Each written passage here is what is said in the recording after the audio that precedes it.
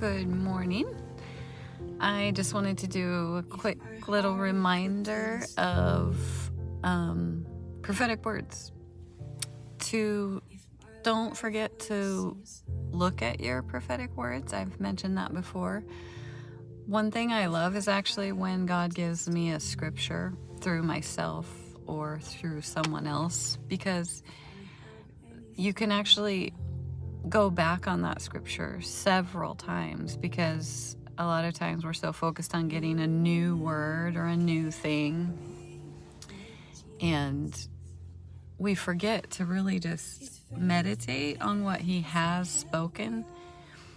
Because a lot of times we hear like, oh, just focus on this scripture, the opposite of what you're thinking, or da-da-da. But when you have a rhema word that was literally given to you by God through someone else, or that he gave directly to you, it is so powerful, especially if it's, in the area of maybe something you're trying to break through or get clarity on.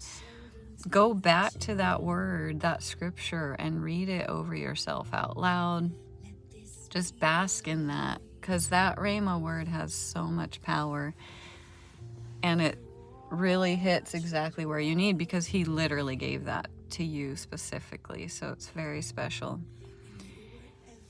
And another thing is like, God keeps showing me 9/11. I still keep seeing it. And for a while, I really felt like it was a prayer over America, just almost like a 911 call, emergency call to prayer over America. And so it was kind of neat, because every time I saw 9/11, I would pray for America. And then ask questions about that word you've received from him, because there might be more. So that 911 turned into, he gave me Romans 9:11. So I looked that up, and that was really cool, because that's all about, it's not in our own efforts, but before the twins were born, before they had done good or evil, Jacob and Esau, he loved them. It was nothing of what they did, and why Jacob had such a great inheritance and turned into Israel, name change into Israel. It was not by his works. It was not by his great character and amazing personality and great speaking abilities or his accomplishments in his career. It was because God called Jacob, and Jacob said yes.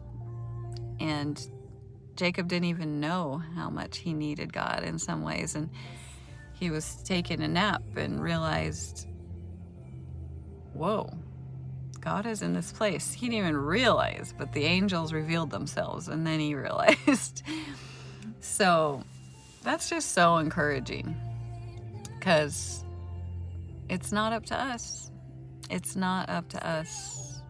And we are not called because we are so great, so anointed, so amazing. We don't have a calling on our life because we're so special. It's because he has a greater vision in store, and he loves us greatly. Yes, it all has to stem from being a daughter first, being a son first. But that's a lot of pressure off. If our salvation had nothing to do with our works, then it can't be taken away, because he gave it freely. Not by what we did or what we won't do or don't know how to do or whatever it is. Anyway, that was off track a little bit, but those prophetic words, dig them up, look at them. Don't just shelve them and wait for them to happen. Agree with them in the areas you can agree. Declare in the things that are supposed to be declared. Own the ones that are speaking of your identity in him, what he's put inside of you, who you are. Have fun with it.